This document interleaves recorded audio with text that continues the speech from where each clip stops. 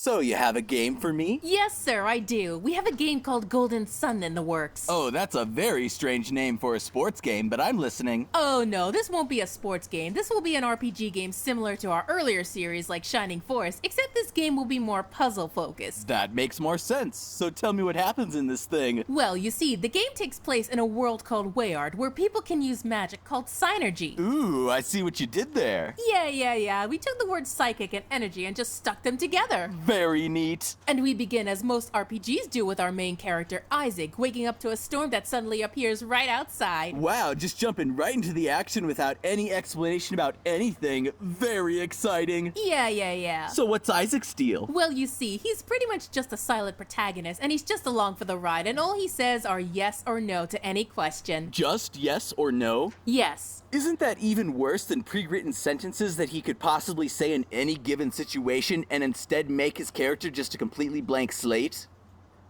No. Well, if you say so. So Isaac and his parents have to get to safety from the storm quickly before a boulder falls and crushes their entire town. Understandable. So Isaac is escaping and he comes across his best friends Garrett and Jenna. So what are their deals? Well, Garrett is hot-headed and not very smart, and he's gonna basically stay the same throughout the entire game. No character arcs or anything? Well, we'll have this thing where he really wants to see the sea, and by the end of the game he gets to see it. That's it? That's really it, yeah. And what about Jenna? What about her? Well, alright then. What happens next? So they're trying to rescue Felix from a river, and then all of a sudden, Isaac's dad and Jenna's parents and brother Felix gets crushed by the boulder. Oh my god. Yeah, the boulder just falls right on top of them. There's no surviving that thing for sure. So what's going on with this storm that suddenly appeared? What's that about? Well, you see, this storm was actually triggered by our main antagonists, Sartoros and Minardi, and they're just the evilest people ever, pretty much. How evil are we talking about here? Like, for example, when Isaac overhears a conversation they had, they just straight up murder him and Garrett. Oh, very evil. Yeah, so it's 3 years later, and Isaac and Garrett are studying synergy to become stronger. Oh, so they didn't die from getting blown up by the villains? Oh no, they're fine. Anyway, so they're studying alchemy with this old sage named Kraden, and they want to go up to the mountain that dropped the boulder on the town to learn more.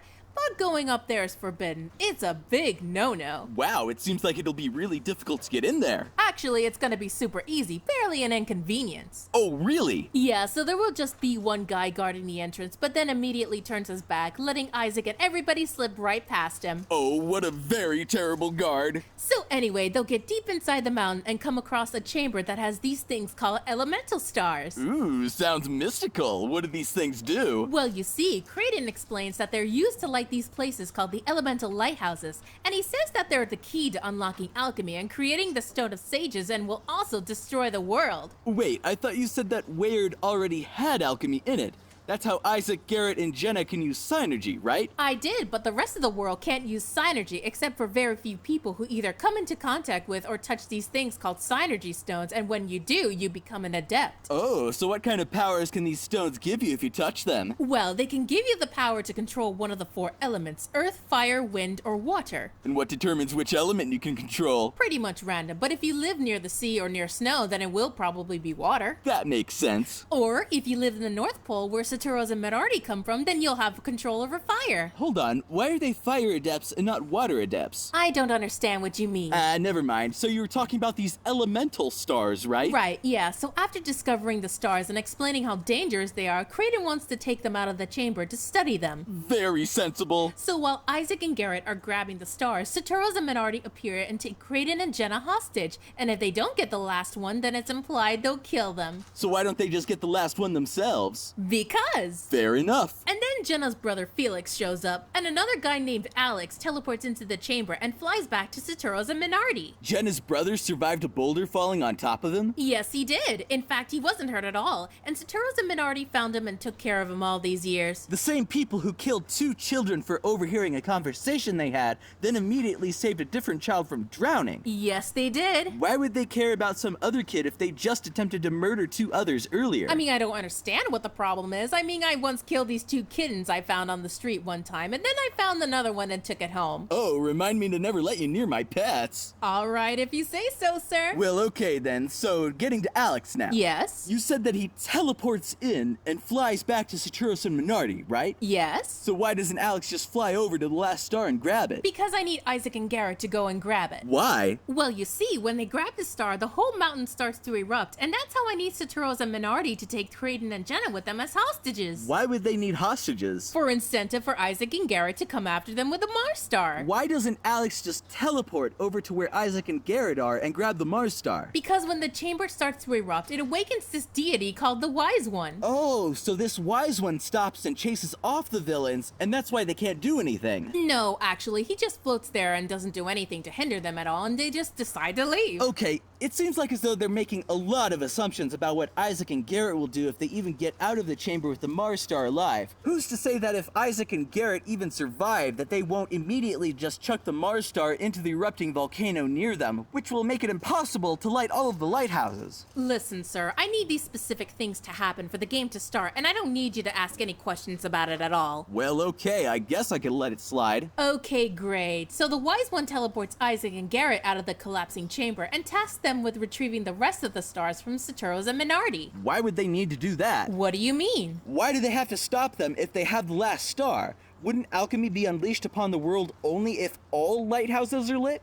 If they have the last one and hit it or destroyed it, then they immediately foil the villain's plot. Listen, sir, like I said, I need these things to happen for the game to work, and I can't write it any differently. Well, okay, if you say so. Great. So anyway, they take the Mars star with them. Okay, hold it. Now you're just setting up that the villains will take the star from Isaac later on down the line. Why do they have to take the star with them at all? Listen, sir, I'm gonna need you to get all the way off my back about all this. Oh, okay, let me get off that thing for you. Thanks. So anyway, they head to the next town over, and they find this boy called Ivan, a wind adept who can read minds. Oh, that has terrible implications. It does. So what's Ivan's deal? He's just kinda there. Well, alright, I guess that could be a character maybe. And so upon meeting Ivan, Isaac and Garrett decide to put off trying to save the world and instead help this random boy they just met and retrieve his master's rod that was stolen from him while they were there. Oh, very considerate of them to hold off on saving the world. It is. And so Ivan then decides to join Isaac and Garrett on their quest after they help him find his shaman's rod. Why? Because he wants to go with them, I guess. Oh, okay. And then they head to the first lighthouse far to the north overlooking the ocean. Hey, I thought you said Garrett doesn't get to see the sea until the end of the game. Oh yeah, I guess I forgot about that here. Whoops. Whoopsie. Anyway, they find Mia, a water adept who guards the lighthouse in the nearby town of Emil. Oh, so what's Mia's deal? She's just kinda there. I feel like as though your main characters aren't really characters for some reason. Yeah, well, you see, the game really isn't about the characters. They're mostly there to just react to things happening. Oh, really? Can you give me an example? Yeah, so for example, they come across this town that is being terrorized by these living statues that spew water and flood the town, and so they go and kill them all, and at the end, they just go, I wonder what that was all about,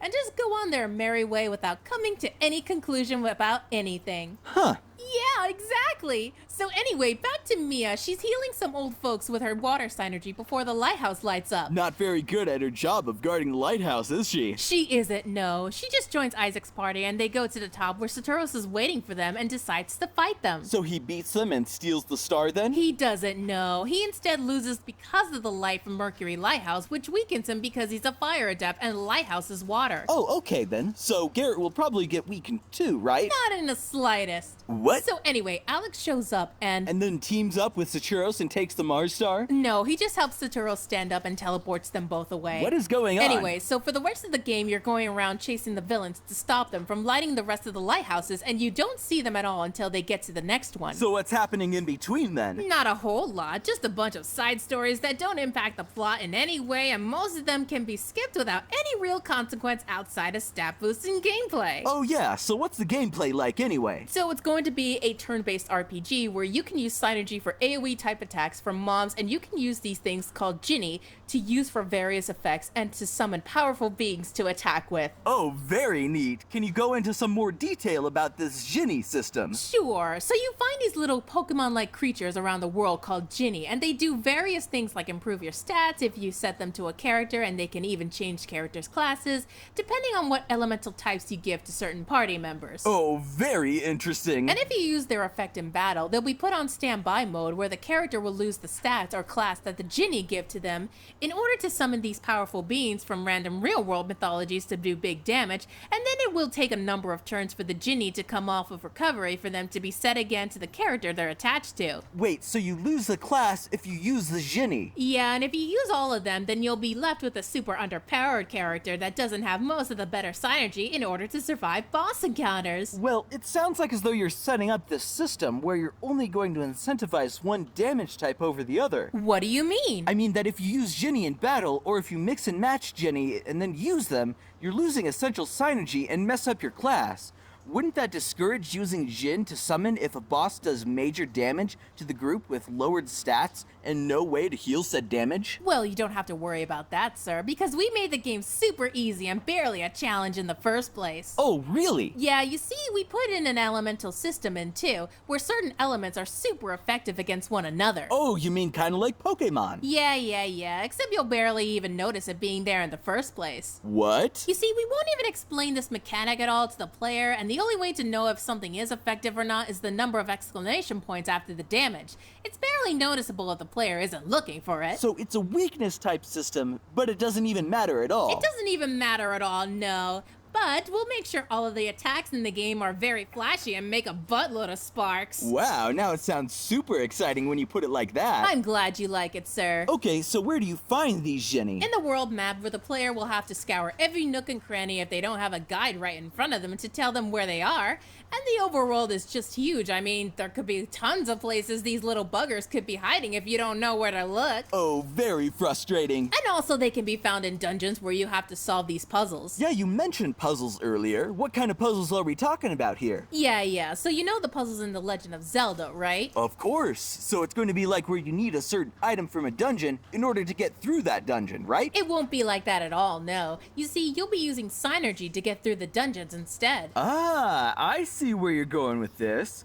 So you'll use the various elements to bend and shift the dungeons to your will, like using earth to raise and lower platforms and changing the structure of the dungeons, using fire to burn away vegetation and other obstacles in your way, using wind to hover or glide to other platforms, and using water to maybe traverse over other water obstacles. Not really, no. No? No, you see, we're going to have maybe only a handful of different puzzles and copy and paste them all throughout the entire game with different sprites to make it seem like we're not just repeating the same puzzle over and over, and we'll have those puzzles be easily solved by either pushing things around or moving them with what's essentially Mage Hand from D&D. Mage Hand? Yeah, our characters can cast a glowing specter of a hand to move certain things around like stumps in order to jump around on them, and that will be the main puzzle mechanic throughout the entire game. Just Mage Hand will do all of that.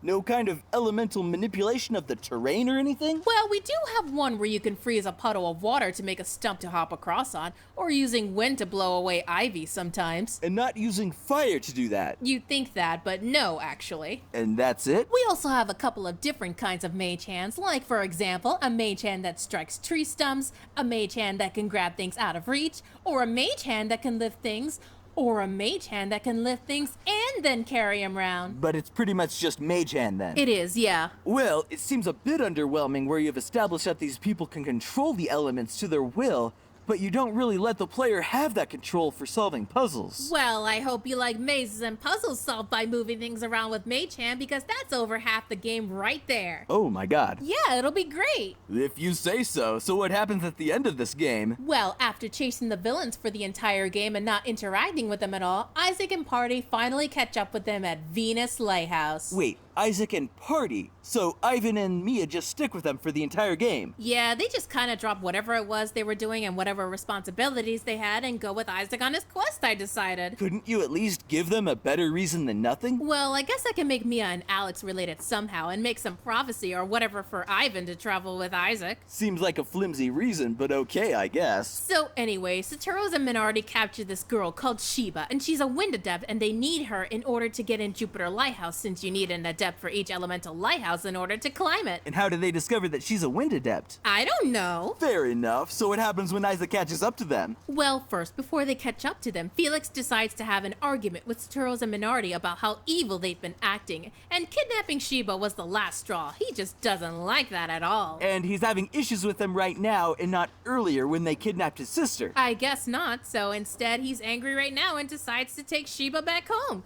And that gives Isaac and the party a chance to intervene. And so they use that catch mage hand synergy to take back the elemental star while Saturos and Minardi are arguing with Felix? They don't do that, no. They just walk up to them and wait to be noticed. Oh, okay. And then Saturos and Minardi make a deal where they'll let Sheba go in exchange for Ivan's shaman's rod from the beginning of the game. Not the Mars star. Oh, whoops. Whoopsie. Yeah. So why do they need the shaman's rod anyway? For reasons in the next game, I guess. I haven't really thought of a reason yet. I'll get back to you on that, but we'll make it vague so we can write whatever later on. Well, okay then. So even though they no longer really trust Felix, Saturos and Minardi have Felix take the shaman's rod from Ivan for safekeeping. Very understandable. Hey, even though you talked about killing kittens earlier, I want you to have the keys to my house where my pet cat lives for you to do whatever you want to him. Thanks. So anyway, they all fight on top of the lighthouse and Isaac and the party actually win. Oh wow, so they stopped Saturos and Minardi's plan to light all of the lighthouses then? No, they don't, because Saturos quickly throws the elemental star and lights the lighthouse. Oh, throwing balls and holes is tight. Yeah, it is. And now the lighthouse is lit and starts an earthquake inexplicitly, even though it didn't happen when they lit the last lighthouse. But why though? So it can separate Felix, Sheba, Jenna, and Kraden from Isaac, I decided. Oh, I see. And also so we can have a fight with a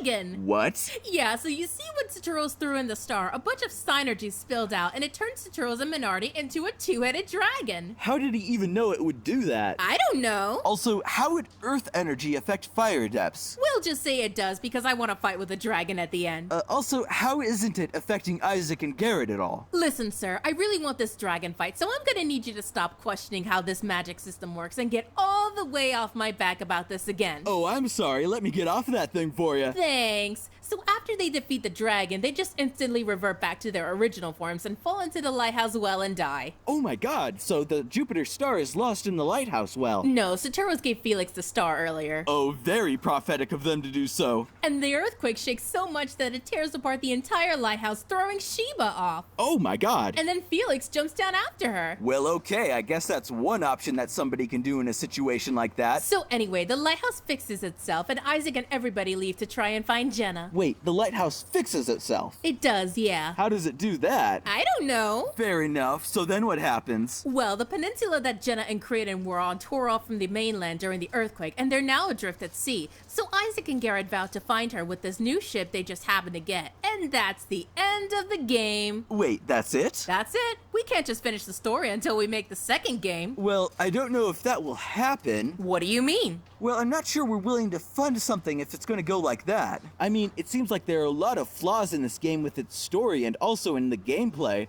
I don't know if people are going to be on board for a cliffhanger just for a handheld game. Did I mention that the game looks gorgeous on a Game Boy Advance screen and we have Motoi Sakuraba doing the score for it? Funded.